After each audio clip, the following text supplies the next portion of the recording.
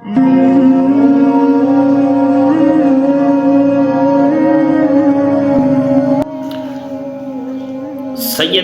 عمر بن عاص رضی اللہ تعالیٰ عنہ بحیثیت سفیر شام مصر کے دربار میں۔ سیدنا عمر بن عاص رضی اللہ تعالیٰ عنہ فرماتے کہ میری قیادت اور امارت میں اس مسلمانوں کا ایک لشکر روانہ ہوا۔ جب ہم اسکندریہ پہنچے تو وہاں شاہان مصر میں سے کسی نے کہا اپنے لشکر میں سے کوئی آدمی ہماری طرف روانہ کرو تاکہ ہم آپس میں بات چیت کریں اس کے ساتھ۔ تو عمر بن عاص فرماتے کہ میں نے کہا مذاکرات کے لیے میرے علاوہ کوئی آدمی نہ نکلے، میں خود مذاکرات کرتا ہوں اور میں خود جا کے اس سے ملتا ہوں۔ تو پھر میں خود ہی مذاکرات کے لیے ان کے طرف نکلا، میرے ساتھ میرا ترجمان اور ان کے ساتھ ان کا ترجمان تھا، ہمارے لیے ایک ممبر رکھا گیا۔ شاہ مصر نے کہا تم کون ہو؟ عمر بن عاص فرماتے ہیں کہ ہم سرزمین عرب کے باشندے ہیں، ہم جنگجو اور تیر و تپک اور ڈال والے لوگ ہیں، ہم بیت اللہ کی متولی ہیں، ہم سب لوگوں میں سے زیادہ تنگ دست اور برے حالات سے دو چار لوگ ہم ہیں، مردار اور خون تک کاتے تھے، ہم ایک دوسرے کے مال لوٹ لیا کرتے تھے اور یوں بہت برے حالات میں زندگی کے دن گزار رہے تھے کہ اس دوران ہم میں سے ایک شخص اس دعوے کے ساتھ نمودار ہوا کہ لوگوں میں تمہاری طرف اللہ کا رسول ہو۔ اس دعویٰ سے پہلے وہ نہ تو ہمیں بہت بڑا کوئی شرف والا تھا اور نہ ہی بہت مالدار تھا، تو رسول اللہ صلی اللہ علیہ وسلم ہمیں ایسے کاموں کا حکم دیتے تھے جنہیں ہم نہیں جانتے تھے اور ان کاموں میں سے ہمیں منع کرتے تھے جو ہم ہمارے آباء و اجداد میں نہ کرتے تھے، سو ہم نے انہیں جھٹلایا اور ان کی باتیں ماننے سے انکار کر دیا۔ پھر اس رسول اللہ صلی اللہ علیہ وسلم کے پاس ہمارے علاوہ دوسرے قوم کے لوگ آئے اور انہوں نے کہا ہم آپ کی تصدیق کرتے ہیں اور آپ پر ایمان لاتے ہیں اور آپ کی پیروی کرتے ہیں اور جو آپ سے لڑے گا ہم اس سے لڑیں گے۔ تو وہ رسول اللہ صلی اللہ علیہ وسلم ان لوگوں کی طرف ہجرت کر گئی۔ یہ دیکھ کر ہم ان کے تعاقب میں نکلے، ہم نے ان سے جنگیں لڑے اور انہوں نے ہم سے اور ہم پر غالب آ گئی۔ پھر عرب کے آس پاس کے علاقے بھی انہوں نے جنگیں کی اور ان قبائل پر بھی غالب آ گئے۔ تو اے شاہ مصر، اگر میرے پیچھے باقی ماندہ اہل عرب یہ بات جان لے کہ تم کس قدر عیش و عشرت اور خوشحالی اور فراوانی والی زندگی گزار رہے تو وہ سارے کے سارے تم پر امڑ آئے اور تمہارے ساتھ تمہارے مالوں میں شریک ہو جائیں گے۔ تو عمر بن عاص فرماتے ہیں کہ یہ باتیں سن کر وہ ہنس پڑا اور کہنے لگا یقیناً تمہارے رسول نے تم سے جو کچھ کہا سچ اور حق کہا، یقیناً ہمارے پاس ہمارے رسول بھی ایسی ہی تعلیمات لے کر آئے تھے جس طرح تمہارے پاس تمہارے رسول اعلیٰ تعلیمات لے کر آئے ہیں۔ سو ایک عرصہ تک ہم ان کے تعلیمات پر کاربند رہے، یہاں تک کہ پھر ہم میں بادشاہ ظاہر ہوئے جن کی تبع شاہی پر وہ تعلیمات گراں گزری، تو انہوں نے اپنی خواہشات پر عمل کیا اور انبیاء اور رسول کی تعلیمات کو چھوڑ دیا۔ سو اہل عرب میرے تمہیں یہ نصیحت کہ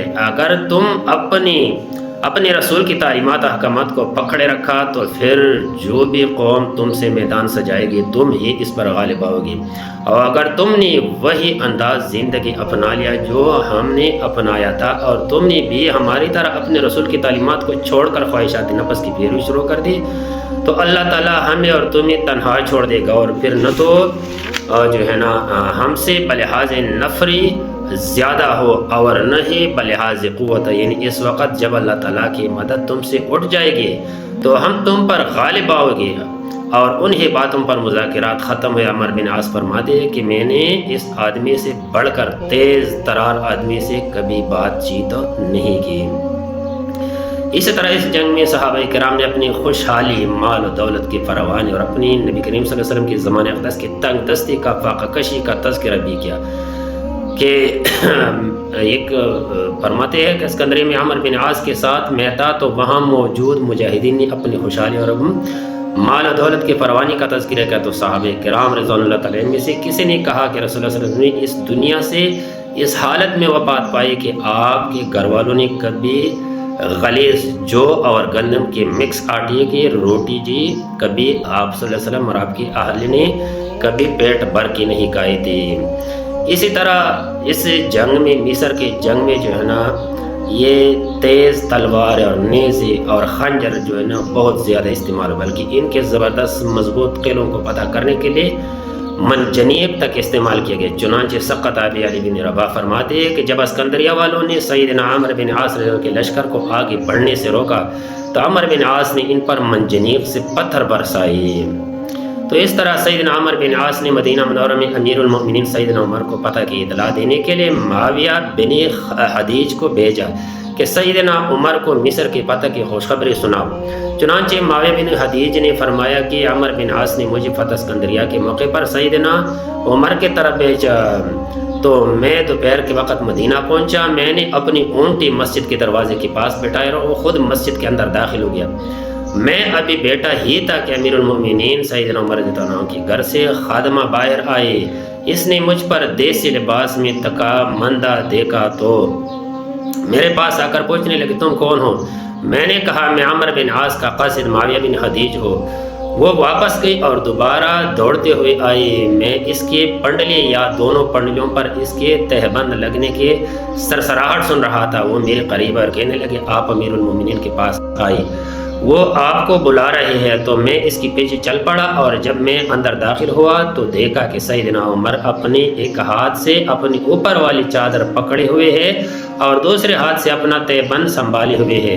انہوں نے پوچھا تمہارے پاس کیا خبر ہے؟ میں نے عرض کیا امیر المؤمنین اچھی خبر لایا ہوں، اللہ تعالیٰ نے اسکندریہ یعنی مصر کو فتح کیا۔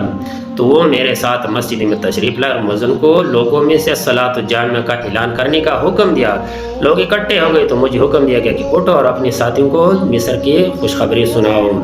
میں اٹھا اور ان کو خوشخبری سنائی۔ پھر امیر المؤمنین نے شکرانے کے 2 نفل ادا کیا اور گھر چلے گئی اور قبلہ رو ہو کر طویل دعائیں مانگی۔ پھر آپ رضی اللہ تعالیٰ عنہ بیٹھ گئی اور اپنی خادمہ سے پوچھا کہ کھانا ملے گا؟ وہ روٹی کے ساتھ زیتون کا تیل لائے۔ آپ نے مجھے فرمایا تم کھاؤ۔